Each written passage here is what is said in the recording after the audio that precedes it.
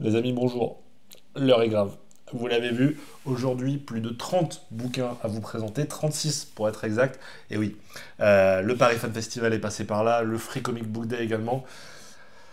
On a beaucoup de choses à parler. Perdons pas plus de temps. Bienvenue dans mes achats du mois de avril. On est parti, on perd pas plus de temps. Une lampée de café pour se donner du courage. Et on commence par une réception presse signée Bubble. Oui, vous le savez, Bubble et moi, c'est une petite histoire d'amour très courte, puisque j'ai lu un seul bouquin chez eux. En même temps, ils en éditent pas tant que ça. Et c'était Dans les yeux de Billy Scott, rappelez-vous, un de mes coups de cœur de l'année 2023. Il fallait que j'aille voir ce qu'il faisait depuis. Et ce titre s'appelle Anamnèse. Voilà, c'est signé Thiago Souto. Anamnèse, qu'est-ce que ça nous dit? Dans un monde sombre et peuplé de souvenirs oubliés, Gorek se débat pour retrouver son ami Nico, un jeune garçon fragile. Ils vont vivre chacun une aventure au cœur de ce labyrinthe mystérieux qui pourrait bien leur coûter la vie. Ça donne très très envie. Voilà, Bubble a fait l'amitié de me l'envoyer pour que je vous en parle sur la chaîne. Ce sera fait très bientôt. Cette cover qui donne vraiment extrêmement envie. Je l'avais vu passer plusieurs fois sur les chaînes des copains. Et rien que la cover, ça annonce du très très bon. La suite, les amis, c'est de l'achat. Voilà, j'ai craqué. Vous le savez peut-être, chaque année, et même plusieurs fois par an, je crois, Carrefour fait un partenariat avec Panini pour sortir des bouquins pour pas cher. Et ces bouquins-là, cette année, c'est Deadpool. Forcément, hein, la sortie du film ayant un peu aidé. Et tous ces bouquins-là sont à 2,99 €. À ce prix-là, j'avais envie de découvrir Deadpool, parce que j'en ai lu très peu, j'ai lu les Deadpool Massacre, et c'est à peu près tout. Donc je me suis dit que j'allais en prendre un.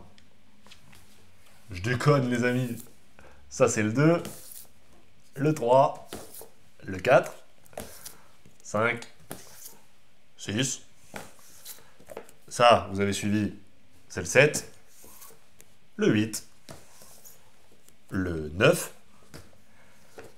et le 10. Ouais. Ah bah, pourquoi faire les choses à moitié? Non, voilà. C'est surtout que j'ai très envie de vous faire une vidéo sur qu'est-ce que vous pourriez prendre si votre budget est limité dans cette collection-là. Est-ce qu'il y a vraiment des titres intéressants?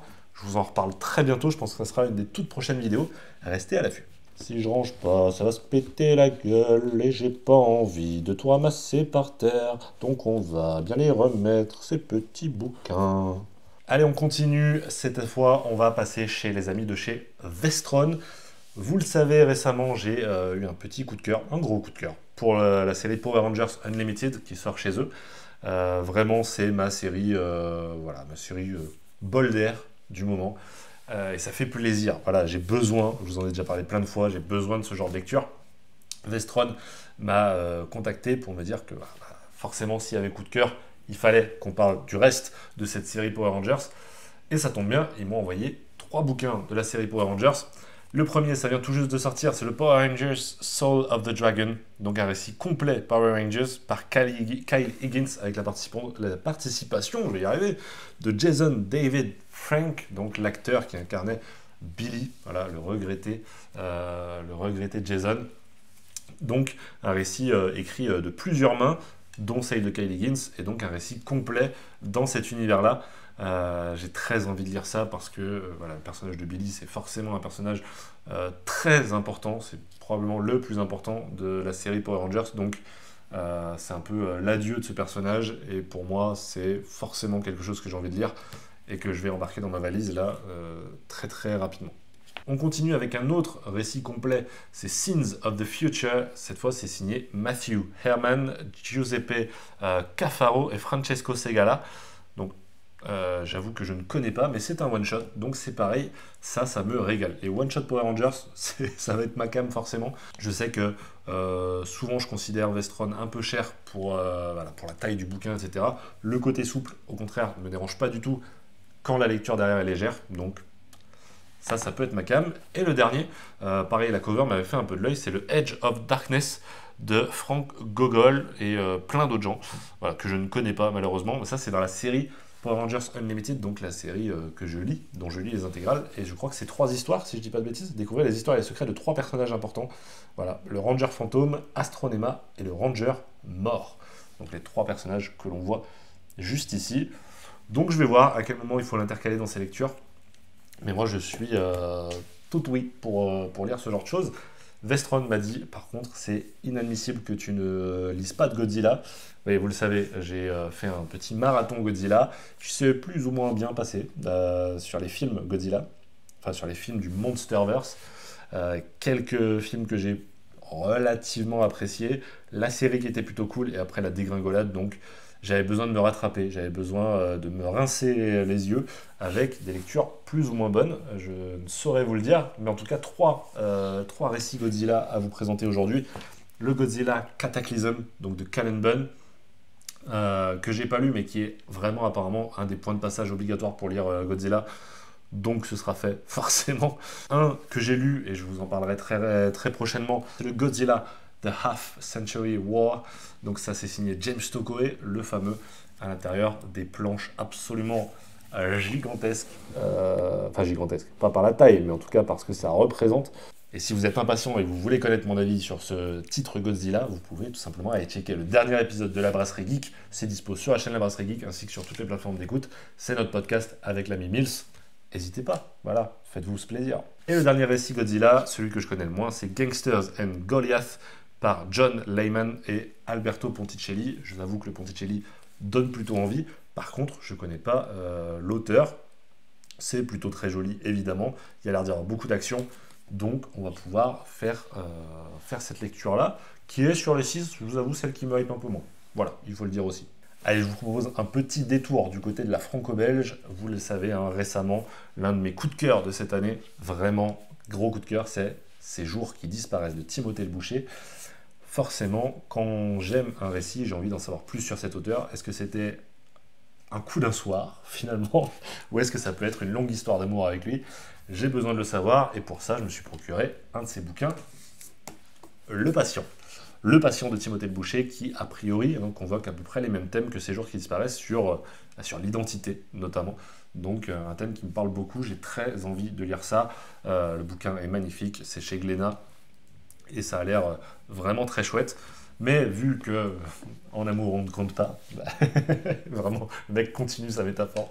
Je ne me suis pas contenté de prendre que Le Patient, parce que voilà, je ne saurais toujours pas si j'aime Timothée Le Boucher. Après 2 bouquins, peut-être qu'un 3e pourrait m'en dire un peu plus, avec par exemple 47 cordes, un beau pavé, hein, toujours Glénat, toujours Timothée Le Boucher au scénario et au dessin. Là, pour le coup, je ne sais pas du tout de quoi ça parle. Je me suis simplement laissé avoir par cette cover et par les retours qu'on peut avoir. Donc ça, c'est la partie 1. La partie 2 vient de sortir ou va sortir dans pas longtemps. J'ai trouvé ça sur Vinted, les deux. Je crois que j'en ai pas eu pour bien cher. Donc, ça régale de pouvoir découvrir un peu plus de franco-belge. Voilà, vous le savez, hein, je me dirige un petit peu vers cette DA. Et ça me régale. Une histoire est une histoire, qu'importe le média. Et je suis amoureux d'histoire. Je parlais d'histoire avec un petit H, mais parlons d'histoire avec un grand H, puisque Delcourt a sorti le tome 2 de Arrowsmith, qui se passe donc à la Première Guerre mondiale. Vous connaissez cette histoire, je vous en ai déjà parlé. C'est signé Kurt Busiek et Carlos Pacheco, le regretté, donc au dessin. J'avais pas adoré le tome 1, je vais pas vous mentir. Donc quand Delcourt m'a proposé le tome 2, je me suis dit, est-ce que vraiment je pars dessus? Je me suis dit, ok, on va voir ce qu'il en est.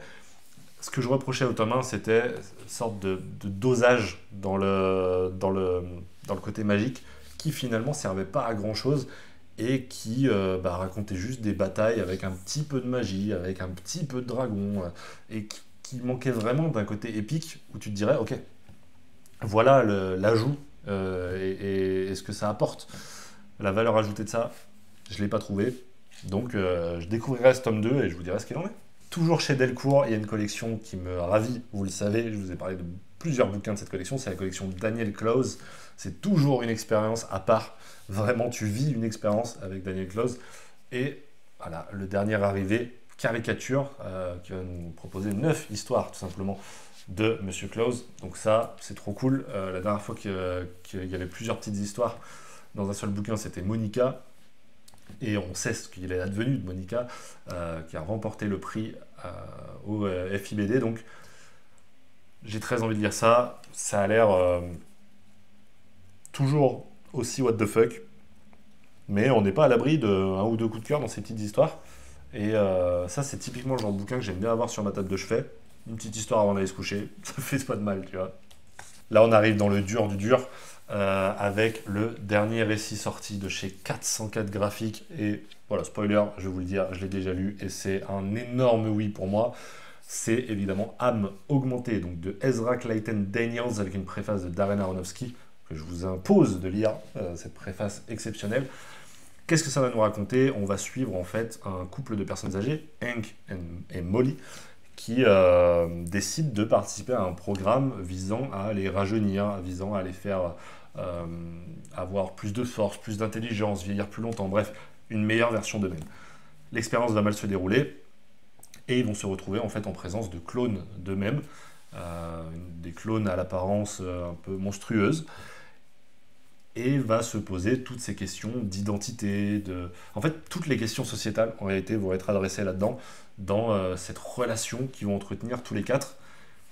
Je vous en dis pas beaucoup plus, je vous invite à découvrir ce récit. Si vous êtes intéressé par le sujet, déjà c'est une bonne porte d'entrée. Si le sujet ne vous intéresse pas, vous inquiétez pas, vraiment, très vite on passe à autre chose et en fait ça devient vraiment uniquement le prétexte à raconter quelque chose de bien plus grand et de bien plus humain. Et ça parlera forcément à tout le monde. Je commence à disparaître sous les bouquins qui s'accumulent à côté de moi. Le prochain récit dont je vais vous parler, c'est un récit que j'ai déjà lu il y a quelques temps, je vous l'ai déjà chroniqué, mais il est ressorti sous une nouvelle édition que j'étais obligé de prendre à l'approche du Paris Fan Festival. Vous vous en doutez, je vous parle évidemment de ce Daredevil jaune, son édition du 60e anniversaire du personnage, écrit par Jeff Loeb, dessiné par le regretté Tim Sale encore une fois. Cette édition absolument magnifique, je trouve vraiment, tout en cuir avec, voilà, vous voyez, le cuir un peu creusé avec le logo de Daredevil. Évidemment, peut-être que vous l'avez remarqué, cette petite signature de Monsieur Loeb qui m'a valu plusieurs heures d'attente au Paris Fan Festival. Peut-être que vous avez écouté cette anecdote dans le dernier live du Beans. Si vous ne l'avez pas vu, il est dispo en rediff évidemment pour ne rien rater du Paris Fan Festival. Mais voilà, j'étais obligé de prendre cette édition que je trouve magnifique. J'aurais préféré Spider-Man bleu, mais bon, c'était pas l'anniversaire de Spider-Man, mais celle de Daredevil. Donc ça va fièrement trôner dans la bibliothèque, ça, sans aucun problème. Vous vous en doutez bien. Et qui dit Paris Fan Festival dit achat compulsif, évidemment. Qui dit achat compulsif depuis plusieurs mois dit Urban Grand Format. Vous commencez à me connaître, je pense. J'ai forcément craqué dans un Urban Grand Format. Il nous reste ici pas mal de bouquins dont je vais vous parler, dont 3 Urban Grand Format. Donc commençons par le premier que j'ai acheté donc au Paris Fan Festival, puisque ça venait de sortir et que Urban était présent. C'est Horizons Obliques de Richard Blake. Horizons Obliques, ça aussi je l'ai déjà lu, je pourrais vous en parler très très bientôt. Grosso modo, on va suivre l'histoire de 2 explorateurs qui vont se perdre dans une dimension parallèle et laisser leur fille orpheline. Cette fille-là, elle semble avoir des dons un peu psychiques et une connexion avec eux et avec ce monde-là. Et cette gamine va grandir au fil des années en se liant avec une IA. Et c'est ensemble qu'ils vont partir 12 ans plus tard à la recherche des parents de cette jeune demoiselle dans cet univers absolument fou où les lois de la physique telles qu'on les connaît, telles qu'on les a expérimentées depuis qu'on est né, ne fonctionnent pas. C'est de toutes nouvelles lois de la physique et de la logique.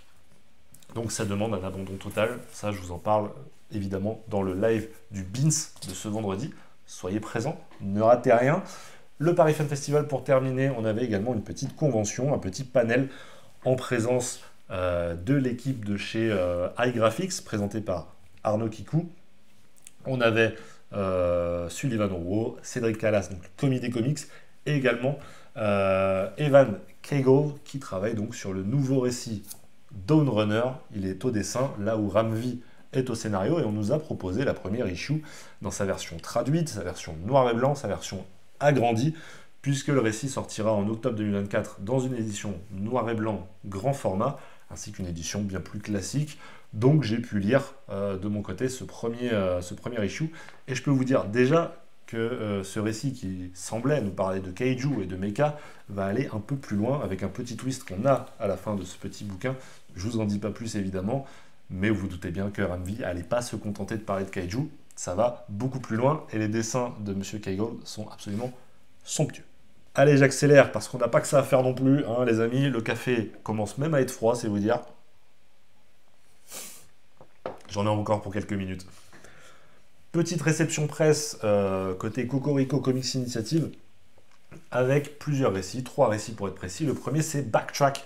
Ça aussi, je l'ai déjà lu et je pourrais vous en parler dans le live du Beans. Ça va nous raconter une histoire de voyage dans le temps. Plusieurs personnes vont être sélectionnées pour une course à travers le temps, une course de voiture, de bolide, à la clé, tout simplement, la possibilité de retourner dans le passé et réparer une erreur. Une vibe un peu course à la mort, avec du voyage dans le temps. Est-ce qu'on demandait beaucoup plus? Eh ben, je vous en parle d'ici 2 petits jours. Ça arrive très vite. Du Red Mass for Mars, ici c'est signé Jonathan Hickman avec Ryan Bonenheim. Ça, je ne l'ai pas encore lu. Je voulais le commencer et je ne l'ai pas fait. En tout cas, ça me paraissait assez cool. Tout simplement parce qu'on me l'a pitché en me disant que ça mélangeait... je crois que c'est même la 4e de couverture qui disait ça. Ouais, philosophie, science-fiction et super-héros. Attention, c'est à peu près tout ce que je lis. De la philo, de la SF, du super-héros, ça représente à peu près 90% de la bibliothèque. Donc il y a de gros espoirs là-dessus, surtout que c'est Jonathan Hickman. Donc tu te dis, le gars peut faire à peu près tout et n'importe quoi. Très envie de lire ça. Donc faut que je vous en parle très très vite. Est-ce que je vais apprécier ou pas? Je ne sais pas. Voilà, je ne sais pas. Ça a été pas mal apprécié par les collègues. Mindset de Zach Kaplan, John Pearson. J'ai entendu quelques collègues en parler sur les internets, sur YouTube. Des étudiants découvrent une technologie capable de manipuler l'esprit des gens. Leur application permettrait d'aider les utilisateurs à se défaire de leur dépendance à l'égard de la technologie. Seulement, ce logiciel devient rapidement l'objet d'un culte dangereux, de mensonges, de conspirations, mais également de meurtres sinistres. Un techno-thriller incisif et spectaculaire. Ok, pourquoi pas. C'est toujours un peu casse-gueule de venir parler de ce genre de technologie. Mais, encore une fois, j'ai envie de lire tellement de bouquins là, de ces achats-là. Je vous l'ai dit, il y avait un autre événement depuis la dernière vidéo, c'était le FCBD, le Free Comic Book Day. Pour ceux qui ne connaissent pas, c'est une journée qui a été instaurée aux US il y a de ça pas mal d'années maintenant, dans le but de faire découvrir surtout le comics aux gens, en distribuant des fascicules, des issues gratuitement. Ça a été implémenté en France, notamment par Kader, le gérant de Comic Zone à Lyon, et j'ai été invité par Comic Zone à venir couvrir l'événement à Lyon. Ce que j'ai fait, évidemment, j'ai dit oui avec un grand plaisir. Vous aurez la vidéo qui sortira d'ici quelques semaines, je pense, si je fais ce que je pense faire pour cette vidéo. Mais j'ai pu évidemment récupérer les issues qui étaient distribués gratuitement. C'est donc de la VO, quasi-totalité, pardon, avec quand même un petit récit français que je vous présenterai à la fin. J'ai récupéré de mon côté le Energon Universe, donc signé Robert Kirkman, donc, du Transformers. J'ai récupéré le petit Hellboy. Ça, je le voulais absolument pour pouvoir ne serait-ce que le mettre dans le petit panier que je vous ai présenté là-bas, hein, pour pouvoir le mettre et remplacer le petit Groot, mettre du Hellboy, on dit oui. J'ai récupéré le petit Spider-Man de l'univers Ultimate. Ça, je sais pas. Ça, par exemple, tu vois, je sais pas quand est-ce que je vais lire ça, du Zeb Wells. On verra. Dites-moi ce que vous avez pensé de ce genre de récit. J'ai récupéré du Doctor Who. Je vous avoue que c'est pas tant pour moi, surtout pour Fox qui est fan de cet univers-là. Mais pourquoi pas, en vrai. C'est plutôt sympa. Et enfin, toujours pour finir avec la VO, un titre qui m'a eu rien que pour son nom, tout simplement, Investigators. Un récit qui a l'air un peu fun, voilà, un peu gentillet. Ça peut facilement me plaire. Donc, écoutez, on pourra se lire ça. Mais le FCBD France, c'était surtout l'occasion de venir réunir 2 personnes qui se passent un peu le relais. C'est tout simplement l'auteur de Photonique, Sirotota, qui était présent à Lyon, qui va donner, passer le flambeau à Paul Renaud, qui était également présent. Et donc on pouvait récupérer ce Photonique en français, du coup, signé Paul Renaud, donc la nouvelle série Photonique qui arrive. pour prendre le relais.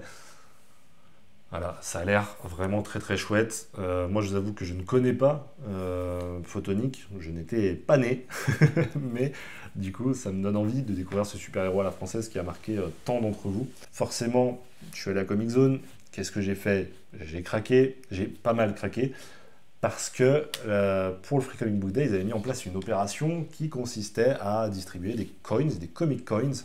Simplement, pour 50 € d'achat, tu piochais une coin avec une valeur dessus. Et avec cette valeur, tu pouvais aller acheter des bouquins, des posters, etc. dans la boutique Comic Zone. Donc, moi, j'ai acheté des choses que je vais vous présenter juste après. C'est les derniers bouquins que je vous présenterai. Et j'ai profité des petites coins pour venir acheter Decorum tome 2, donc qui est pas mal abîmé, hein, forcément. C'est pour ça qu'il a été distribué par Comic Zone. Donc, le tome 2, j'ai pas le tome 1, mais ça me fait ça de moins à acheter. Voilà, il est un petit peu abîmé, mais franchement, pas grand-chose. Donc c'était pour 15 comic coins. Voilà, j'en avais 20 moi avec les achats que j'ai fait. Donc j'ai pu récupérer ça. Et ça fait un Urban grand format en plus. Donc Decorum, c'est signé Jonathan Hickman, évidemment, vous connaissez. Toujours Jonathan Hickman, toujours du grand format.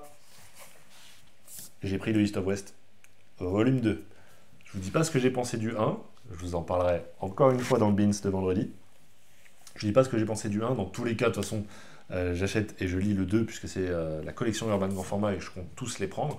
Donc ça ne vous en dit pas beaucoup plus sur ce que j'ai pensé de East of West. Je vous laisserai le découvrir. Et le gros craquage, je l'ai gardé pour la fin, les copains. Je l'ai gardé pour la fin parce que c'est à la fois le plus gros craquage et à la fois le récit qui me régale le plus. Je suis tellement heureux de l'avoir acheté. J'ai longtemps repoussé ce moment.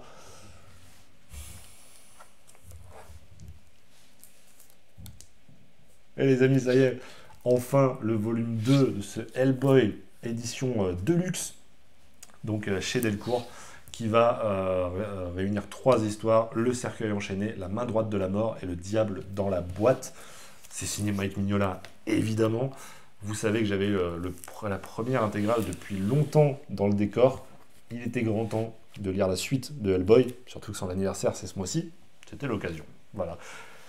Dites-moi ce que vous avez acheté au mois d'avril. Est-ce que vous avez craqué comme moi? Est-ce que vous avez fait le Free Comic Book Day, le Paris Fan Festival? N'hésitez pas à me dire tout ça dans les commentaires. Je lis ça avec grand plaisir.